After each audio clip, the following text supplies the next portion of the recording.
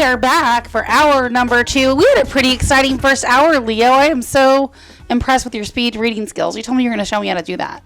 And I can't wait to I just showed you how to do it. No, but I need to learn. I didn't use your own book. I got to learn it. Learn it. Okay, so here's a little hint on speed reading a book, a business book. A lot of times you're going to have these big gray boxes. Yes, the pullouts. The pullouts, the big gray boxes. What you didn't have that I rely on a lot is a bulleted list. If you have the gray boxes in the bulleted list, you only need to read the gray boxes in the bulleted list. If you read the gray boxes in the bulleted list, on a ghost-written book, you've pulled out all of the information. And if you want to dazzle the person that wrote the book, pull out 1 or 2 stories, and that's all you need. So you spend a little bit of time talking about your 1 or 2 stories. And then you just talk about the bulleted list and the boxes. Katrina was easy, even though it wasn't ghostwritten, because I've been sitting next to her for 5 years doing radio with her. So you know a lot of the stories. I knew a lot of the stories already. But that's the trick to speed reading. And that's what I've done in the past. I pull out a story from about halfway through the book, and I pull out a story from the end of the book, and I pay more attention to the bullet points at the very first chapter and the very last chapter. And you pretty much have the whole book down. So do you feel like you miss any details or no? I miss lots of the details, but I don't care about the details. I care about the themes, I care about the message, and I care about having a conversation about it. See, a lot of times stories are in the books. Do you speed read a book and then go back and read it if you like it?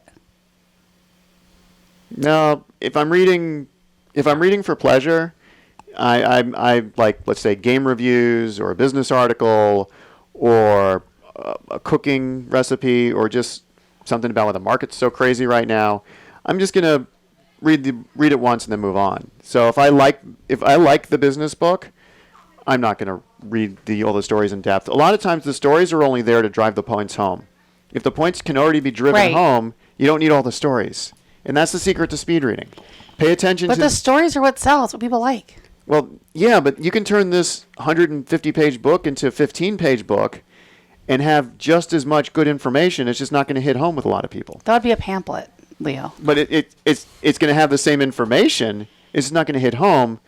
And that's why I try and stay away from books that are too, well, this happened to me. It's like, okay, I get it. You're an expert in whatever. I don't need all your backstory to understand what you're trying to tell me. What you're trying to tell me. I don't need to know that Katrina worked at Chick-fil-A when she was 14. If she values quality, loyalty, and exceeding expectations, I don't need the Chick-fil-A story to get there. But if I read the Chick-fil-A story and I can spend 10 minutes of a 30-minute interview discussing that one story, she's more impressed. I think some people appreciate that, though. Most people, Most people need the stories. Most people need the stories.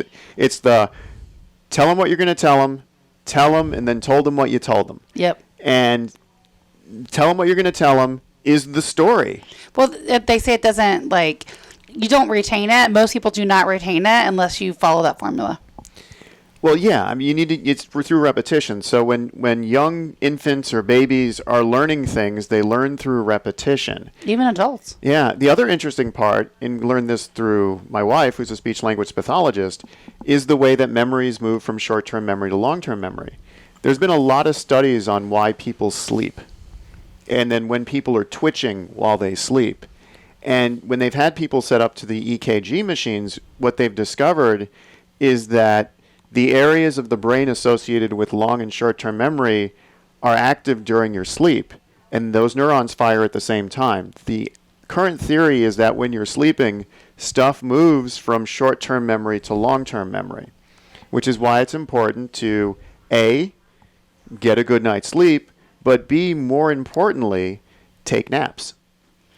Yeah, we've talked about the naps before on the air. Yeah, but now there are studies out there, reputable studies, in the baby infancy community about how memory works, where those naps are important to... For babies or adults? For both. Okay. It's the way, it is one of the ways information moves from short-term memory to long-term memory. So are you letting your people take a nap?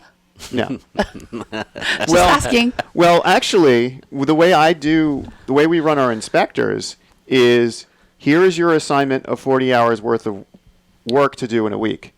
If you want to, and we have one inspector, and he's been with me for a while, and he's pretty buff, he likes to do his inspections. He then likes to go to the gym for several hours, and then he wants to do his report at night. As long as he meets the deadline, I'm fine with that. So yeah, if someone wanted to take a quote-unquote nap after their inspections to wind down, I mean, I've done it. I drive from here to Miami. I do an inspection. I'm staying overnight. I'm not going to immediately start that report. I'm going to want to wind down a little bit. You can wind down with a glass of wine. You can wind down with going to the gym. You can wind down with taking a nap. Reading a book. But yeah, the memory of sleep and its impact on your ability to remember things from short and long term is very important. All right, so we have Adam back. Yeah, we do. He's not joining us today, but he's on by phone. Yes, but Adam? Hey, guys. What you got for us Yeah, today? we need your tip of the week. What's the goods? This has been Ask Dr. Leo all morning. I can tell. I want to take a nap right now after listening to you. No, but... he done forgot his insurance tip. Yes, tip of the week. Well, something that we've actually been seeing, we've talked about it in the past, but it's actually becoming a little bit more relevant now, especially with the way the rates are going. But we've actually been very good at saving people money with bundles the past month or so. So right now we have Progressive that really kind of dominates that bundle market, and now that the rates with everybody else have been going up and they've stayed pretty level, they're becoming more and more competitive on the homeowner. So if you haven't shopped your home and auto in a while, give us a call, and we'd love to shop that for you, see if a bundle is a good fit for you. Because definitely with the homeowners rates going up, it's time to save as much money as possible. So that's the tip of the week, is see where you can save, because there's definitely it's few and far between on what you can do these days. So. Well, call or text bundle, and we'll see how much money we can save you. 813-377-2775. Text the word bundle. 813-377-2775. Talk to Adam. He doesn't bite. He's pretty nice. Yeah. He'll give you good info. So, yes, real quick though, if you're in a pinch, okay, and you need to get that homeowner's rate down, but maybe the roof isn't great or you can't pass an inspection, something like that, go ahead and check your deductibles as well. Had a lot of people this week where increased their non-hurricane deductible from $1,000 to $2,500 and saved them a couple $100. So definitely worth looking at there as well. But anyways, guys, I appreciate the time. Look forward to listening to the rest of the show, and I hope you guys have a great day. All right. Go check Adam out if you haven't already with some insurance there. He'll have a review of your current policy and see if he can save you some cash. And go Brady's. That's right. All right, so yeah, let's spend a minute on it. We're like late to the party because we're Friday, right? And everything happens Sunday, but... Go Brady's. Go Bucks. Go Brady's. Oh, come on now. We were It's a team. He didn't do it by himself. We were a pitiful team last year. Why do you think they brought Brady in? Because we already have some talent. We were a pitiful team last year. You don't even watch sports. How do you know? There are certain names that you know in sports. Tom Brady, James LeBron, Michael Jordan, Tiger Woods. You might not like these people, but they are like living legends when it comes to their sport. And Tom Brady has proved it, like a Joe Montana. He proved it. He took a team that had a pitiful record last year. They were a wild card team, and now they're the first team ever to be in their own hosted town Super Bowl. I know. Home field advantage for the Super Bowl. Yeah, it's just crazy. We almost had that, though. Remember when the Bucks won the Super Bowl before? Probably not. You were a little baby. Oh, back when we had Dungy or that. We had Dungy, but he wasn't with us. It was Dungy's. They say the saying it was Dungy's team. It was that his Gruden team. Won the Super Bowl. Yeah, it was Dungy's team that Gruden ruined, which was funny because Dungy was another one of those great coaches. If you looked at him, he was with the Bucks and he went to the Raiders, and then Gruden went from the Raiders to the Bucks. Dungy took the Raiders and in 1 year got them to the Super Bowl. And then his team, the Bucks, ended up beating them in the Super Bowl, which isn't surprising. But then wait, Dungy wasn't the coach of the Raiders. Yeah, they swapped. I remember the Oakland thing. They swapped, which is why, and it was interesting back then. Actually, one more little fun fact, real quick. So we would have had home field advantage for the Super Bowl the last time Tampa hosted it, except there was a terrible call towards the end of that game, which is now known as the Rydell Anthony call. That part I don't know. Yes, that's what I'm telling you. We would have had I it. could And so it was a running thing. They said that they felt like maybe the refs threw it because the city would have lost too much money if we had home field advantage for the Super Bowl. I don't know, but I know it's going to be really tough for us to beat the Chiefs. I mean, Andy Reeves is another one of those great coaches. He's got a phenomenal team. It'll be a good game. It is going to be an incredible game. I can't And wait. it'll be local. And the NFL experience, if you didn't already get your ticket, you're out of luck. Yeah, and it was free this year. It was free. All right, this is Tampa Home Talk. We'll be back. Stick around.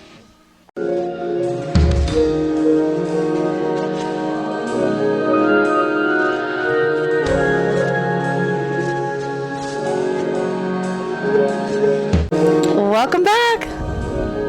Yeah, well, this is Tampa Home Talk. You're listening to Leo Kane ask the tough questions and be asked the tough questions.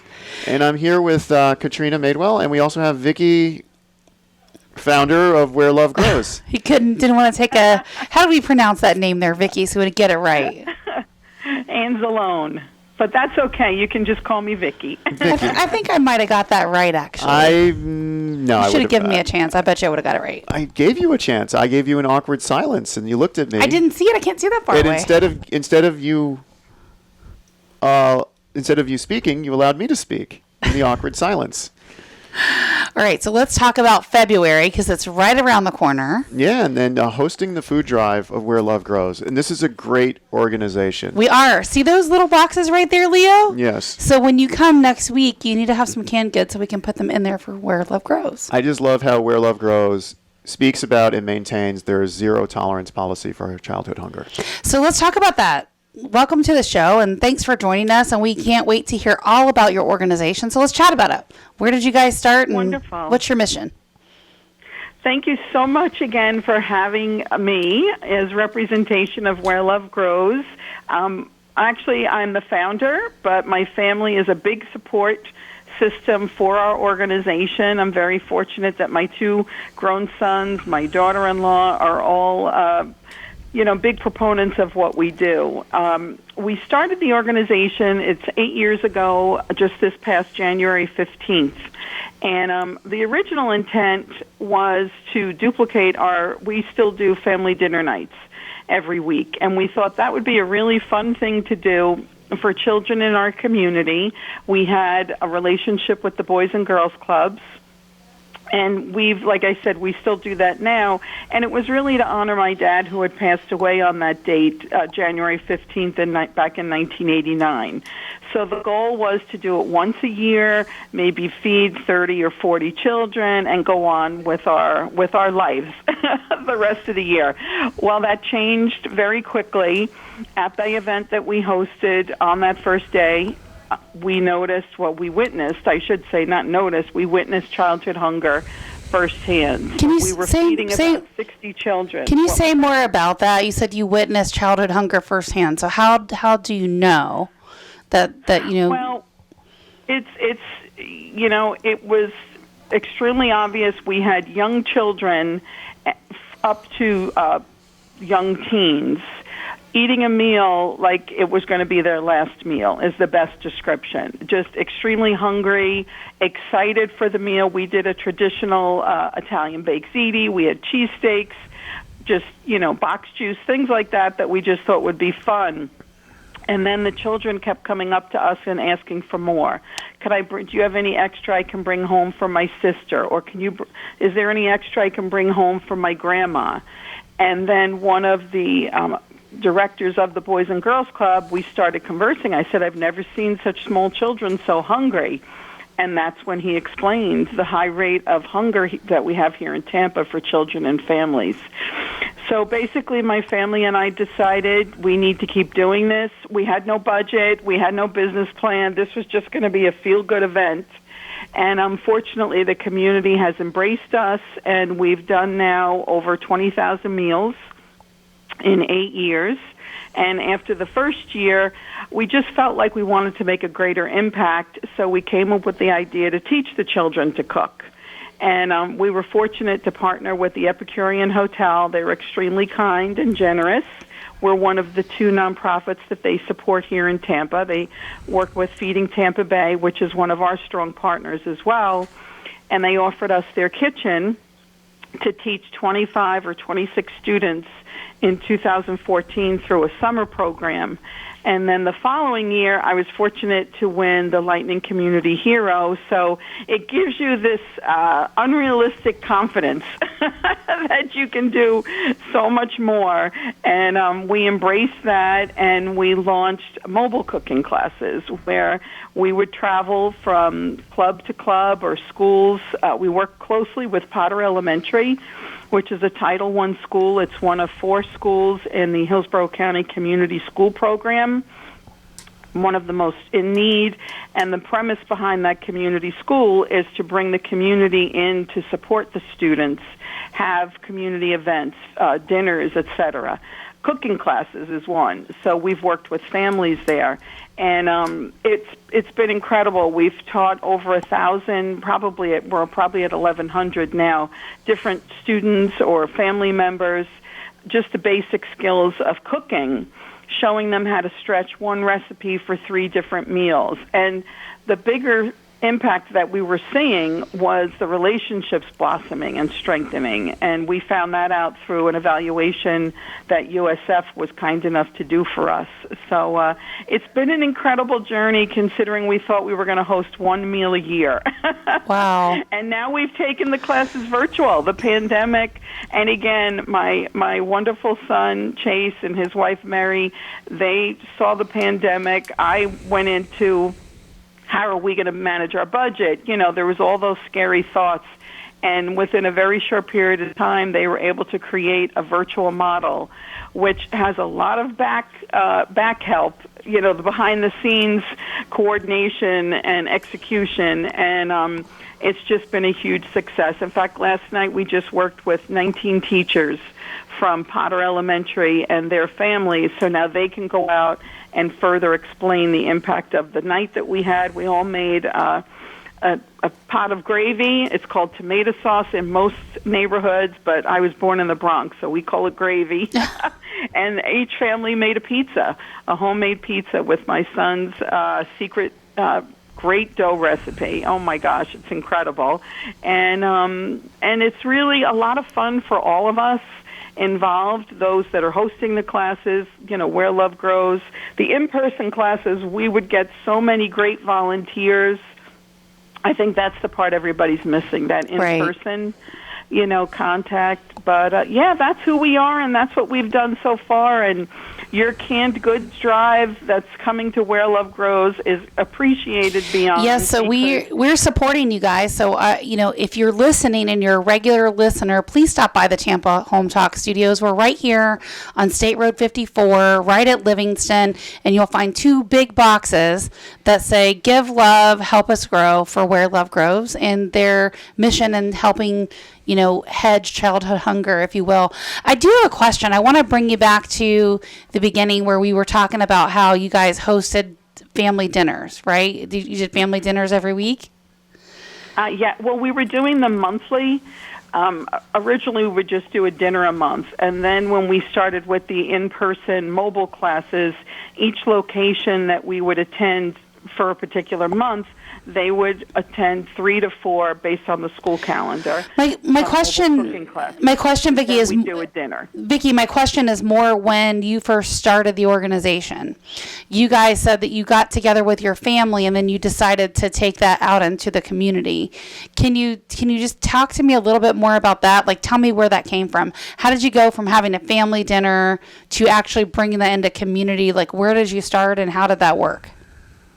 Sure, I'd be happy to. Well, honestly, we were sitting around my dinner table here in my house, and I approached the kids. You know, they were of college age at that point, and there was always maybe a straggler roommate or friend that they would bring along, and I approached them with the idea that I would love to give back.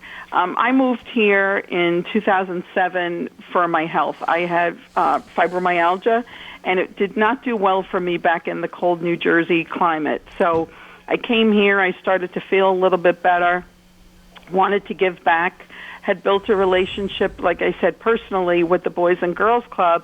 And I just said to the kids, I'd love for us to do something. We have such a good time at our dinners, and it's really very casual. It's whatever's on the menu I decide to cook that week, and but we just sit around for an hour or two, sometimes longer, depending on what the topics were.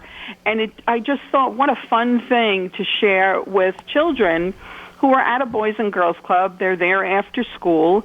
Yes, they go home with their families, etc. But we just thought it would be fun to have dinner with them. So did we you put together a dinner? So you guys just made food and took it there? Is that what you did? Yep. We basically cooked for the organization. My son Chase and I both are Serve Safe qualified, so we have the safety measures in place. And since we donate the food, you're able to cook from your own home. And again, I'm simplifying the process because you want to have a strong relationship. We want to make sure that they know who we are. So we've built a history with them. It wasn't just like anybody decide to cook a meal. How many children? How many up. children did you cook for that first time? We cooked for 60. Wow, 60 over people. 100 meals. That was the kicker. Wow. Incredible. Well, we would love to support your organization, and since February is actually National Canned Good Month, we would love to help you guys host your food drive. What are some of the wanted items? You know what? And I can actually table you for right after the break. We'll answer that when we come back. I'd love to talk about how people can support, and maybe we'll give out like PayPal or something if you guys want to do that, and then we'll either pass it on or buy whatever you guys need. Stick around. This is Tampa Home Talk. We'll be back right after this break.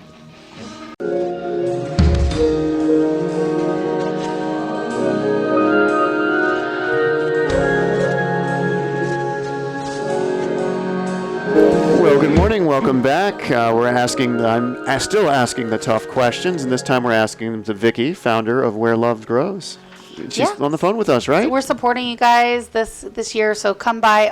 Let's give out our offer number because we didn't do that. 813-377-2775. That would be 813-377-2775. Yeah, if you want to figure out how you can help or where we are or you want the address or any of that, just call or text 813-377-2775. I have it deals with numbers, so I feel like I need to ask this question. So, Vicki, have the number of people that you helped increased due to COVID, or has it stayed the same? Has it dropped, dwindled? How is the need out there? Well, the need is pretty frightening, to be honest. I know Thomas Mance from Feeding Tampa Bay had done an interview back in May, and he anticipated in the 10 counties here that we now have upwards of 1.3 million people going hungry. So that number, I always found it frustrating. And, my family and I have always been very interactive in the community, giving back. And this was something that went under the radar for me as well. So I think most people, we make the assumptions that social services is taking care of it or kids are getting fed in school. But we forget that at night they go home probably to an empty pantry, or what happens on the weekends and during the summer. So hunger is a serious problem. In fact, Feeding Tampa Bay and USF Center for Healthy Communities and Food Security are leading the charge to help end hunger by 2025 here in the Tampa Bay area. So we're fortunate to work with them. It takes a lot of hands on deck and a lot of generosity. Sometimes that's a financial donation, canned goods, or just labor. Feeding Tampa Bay can always use volunteers to help stock their pantries and sort out foods and things like that. And we rely on a lot of volunteer support as well. Now, because it's virtual, we've cut back on the volunteer hours, but we do ask our followers to just bring awareness to what we're doing, because I find when people know that there's a problem, they're happy to take action. But if you don't know there's a problem and children aren't going hungry right here in our own backyard, it's hard to get motivated and say, oh, I didn't know that. Now I do, so let me drop off some canned goods to you. And we do have a donate button on every page on our website. So if someone, and any donation, any size is greatly appreciated. We're fortunate the majority of our funds do go right into our programs. So we appreciate Vicki, being on here. And I've got a question for you. When you talk about kids going hungry, is this a child eating one meal a day, no meal a day, or they're making food and it's not enough for the whole family? Can you elaborate a little bit more on some of these families in the Sure. community you're helping? I'd be happy to. 100% of the students that we work with, the children and their families, attend what we call a Title I school. So Potter Elementary, in particular, is a Title I school. That means the majority, pretty much 99% of the students, qualify for free breakfast, free lunch, and their families probably qualify for food assistance through SNAP benefits of something of that nature. So they may just get those meals, breakfast and lunch at school, and, insecurity means you're coming home and you don't know if there's going to be a meal on the table or not. And that's something that most of us take for granted. There's always something that you could throw together, and that's not the case in most of the homes. So what we've done with our cooking classes is we try and use things that they might find in their pantries to create a meal, because you can just get a box of pasta and saute some tomatoes or throw a little cheese on it. It's breaking down that fear that there's no food, but sometimes even the smallest item in your pantry could make a meal. And they just don't know how or where to That start. this exists, right now. So I hope that was helpful. Yeah. So let's talk about a family in need, like what they can do. Like, can they reach out to you guys or we can get you connected? Well, the benefit and the challenge is we work with organizations, so we don't work with individual families per se. We don't have that capability yet. We don't have our own brick and mortar facility where they could come and pick up supplies. But what I do recommend, if there are families that are struggling, check out what's going on in their local community. Potter Elementary, we're not the only school that we're serving. In fact, we still do our family dinner nights. We serve about 500 meals pretty much every event that we have there, but they've morphed it into a drive-through event. Oh. So everybody is COVID safe. We'll have prepared meals. We've been fortunate to partner with PDQ. They've worked with us for a very reasonable rate to purchase meals that we share with the families. We also had I call them my Amelie family. The Lightning organization helped us prepare over 1,300 Thanksgiving meals back in November, and each family received a tray of a Thanksgiving feast that was frozen with the instructions on top, so they came by and picked that up. So I think it's tough for individual families. We don't serve on that level because we wouldn't be able to have as great an impact, but anybody that's dealing with hunger, my recommendation is check out Feeding Tampa Bay.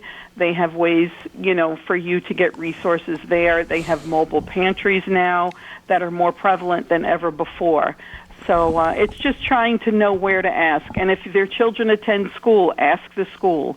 The schools have resources beyond anything that the scope that even Where Love Grows could offer them. So it's just a matter of asking. All right. For sure. What can the community do to get involved with your organization to help? What? Excuse me? So Leo wants to know, what can the community do to be involved with What Love Grows? Oh, thank you. That's the best question. That's why I asked it.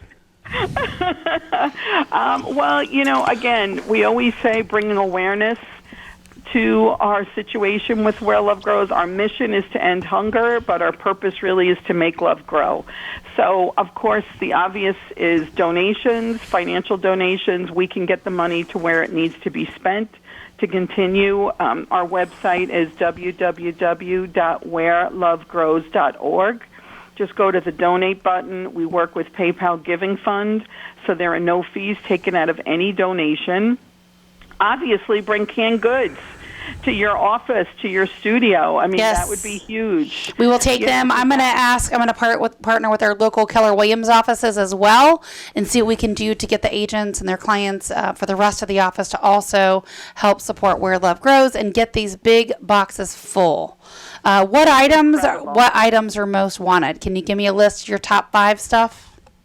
Sure. I would say number one is canned tomatoes, because all of these items we will be transferring over to the Potter pantry, and the families are aware of what they can be creative with. So canned tomatoes, whether it's tomato sauce, crushed tomatoes, whole tomatoes, soups, the big cans of soup. You can always add an extra box of pasta to that, and it could stretch. Any sort of canned vegetables, corn, green beans, things of that nature that can stretch. A can of, let's say, sautéed green beans with a box of pasta could be a meal. Any type of beans like a chickpeas or garbanzo beans or things like that, kidney beans, that's a protein that could be added to a meal as well, and making soups. Perfect. And things of that I nature. love how canned tomatoes and pasta are on this list. Yes, absolutely. Yep. All right, do you have an Italian. I was going to say, with your last name, I would expect Italian influence there. And then number 6, the cannolis. That would be very helpful. Yeah, there you go. Well, listen, there are some great. I'm not allowed to promote bakeries, I'm assuming, but there are some great bakeries that make some really good cannolis. Name a couple. I'm curious. Oh, Alessi. Oh, my God. Of course. Alessi's been around Yes. forever. Yes. Top notch. Well, Vicki, thank you so much for joining us here on Tampa Home Talk. We're happy to support you for February's Canned Good Month and Where Love Grows. And if you want to find out where we are, we can drop off some of these items, the canned tomatoes, soups, pasta, canned veggies, or beans. Just call or text 813-377-2775. Thanks for joining us, Vicki.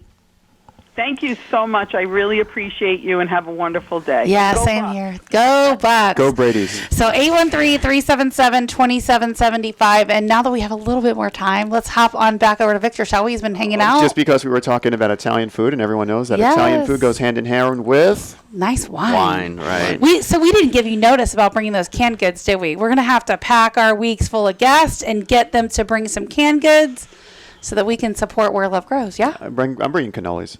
Cannolis, okay. She mentioned Alessi's. She didn't mention Mazzaro's. And there's actually a Italian bakery / store that's on par with Mazzaro's here in Tampa. I wish I could remember the name of them. La Segunda? No, La Segunda is a Spanish. They're right around the corner from me. No, there's an actual Italian one. My friend goes there all the Olympia? times. Olympia? Maybe? Yeah, Olympia. They're pretty close. Alessi and Olympia. They've been around forever in the Tampa Bay area. Yeah. Pat knows everything. If you want to know something about Tampa True. or who or where. I'm done questioning, Pat. Ask It Pat. is Olympia. He knows. So Olympia and Alessi are your good stops here on this side of the bridge. All right, Victor. And so, the other side is Mazzaro's. oh, course. yes. We're talking about Mazzaro's the other day. Yeah. How'd you get into wine? One of my first jobs at a restaurant, there was a lot of wine there, and there was kind of like an internal wine culture, and there was always incentives to sell more. And I have a kind of a competitive spirit. Plus, I always kind of... So you were hustling wine? Is that what you're saying? Yeah. Yeah, so it kind of just evolved from there. But I think even more so than that, I kind of grew up, my parents always had, wine at the house with, dinner and dinner parties and things like that. So it was kind of something that was a staple as well.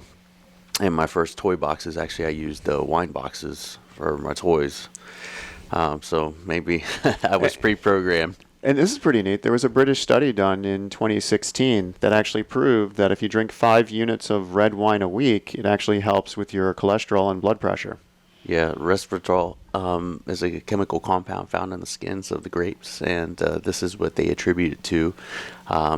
This has a very positive effect. It lowers kind of your couple glasses of wine is proven to lower your chances of a heart attack. Yeah, because let's face it, when you drink some wine, there's like a chill factor that comes with that. Well, even more so, there's a lot of antioxidants and stuff in the skins, and the red wine obviously gets its color from macerating with the skins. And You lose all that with the white wine, though. I mean, a lot of people rag on white wine, and that's another reason to rag on it. You I lose prefer red. lose that heart benefit. no, I Do you mean have it. tequila flavored wine. No, but you know what? Interesting enough, pyrazines, which is the chemical compound you find in peppers and agave, can be found, like, for instance, in Sauvignon Blanc and in Chenin Blanc, especially with some of these old school funky producers that really are just hands off. then you can find like Sauvignon can actually even have a tequila or agave quality to them. Well, we found your wine, Pat. Found your wine, There you Pat. go. We're going to have to take a break, and when we come back, we'll learn more about the tequila wine. 813-377-2775. And Pat has a surprise for us. Right? That's what you said. Yes, I do. All right. Yeah, that's what we're coming back from the break with. Yeah, the we'll be back. surprise. Stick around.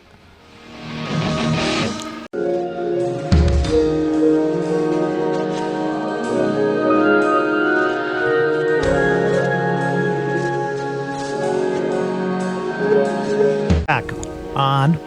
What is the name of the show again, Katrina? Tampa Home Talk, still 8 years later. Yes, I should remember that. Hey, guess what? What's that? We had another show, Business Beyond the Boardroom, and they were talking about you. Mr. Mark Seckman, huh? Yes. We're always talking about Amazon on this show. And you know I love Amazon. Didn't love Amazon prior to COVID. I never really ordered anything to the house. I like support local. But in order to support local, this time I had to go to Amazon to order a brand new book. You see the book Through the Glass here, Pat? I know that book very well. That's because you're in the book. It is a brand new book that just hit the Amazon, and it is Selling Through Relationships, Why Cold Calling Sucks and Relationships Win. It's from a friend of ours. Our friend wrote it. That's Katrina Madewell. As a matter of fact, Katrina does a show right here on Money Talk every Friday morning. It's called Tampa Home Talks. She's been doing that show for 7-8 years now. She's 2-hour show every Friday. 2-hour show. But listen, this is a great book. I started reading it last night, and if you're in sales or business of any nature, you got to sell stuff. So here's the bottom line.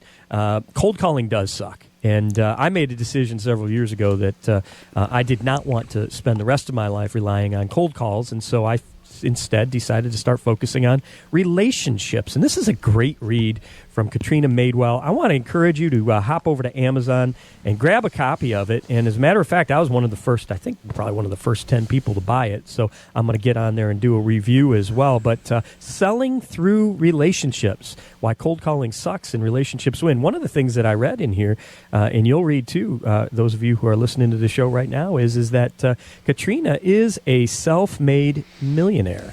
And her net worth over $1 million created through hard work, not through cold calling. She did a lot of cold calling in the early days, but through relationships. And by the way, that's why we do this show, is to develop relationships not only with you, our listeners, but with business professionals around the country. And as a matter of fact, one of those business professionals. There you go, rubbing elbows with a millionaire in there, gentlemen. So that's funny that he says that and talks about that during the show, because I don't really tout stuff like that. I don't just go around saying stuff like that. I don't remember that being in the book. I did print in the book. It's in the book. I remember you saying you have a 2-year plan to become a millionaire. No, it's in the beginning of the book. You missed it in your speed read. Oh, Now you have to actually read no, it. I didn't take a nap. It's not in my long-term memory. I've already forgotten the book. Okay, really? I can't ask you any questions? It's gone? Most of it would be gone. You can now, if you ask me those same questions again, I don't know how many I'd get right. So I do talk about my history and a little bit about my story, and I did not grow up that way. And so that's exactly the case. And, I talk to so many people from so many different walks of life, and a lot of times it's really poor choices with money, right? So I think part of my mission on this planet is not only to help people build wealth through home ownership, but also how to teach them how to be better with money. Well, yeah. I mean, if you think about the U.S. economy, it's based on debt. So everything scares the what. Everything is about the American dream, and the American dream involves getting it now. Getting the 4-bedroom, 2.5-bath house in Land O'Lakes, like 18406 Fish Loop.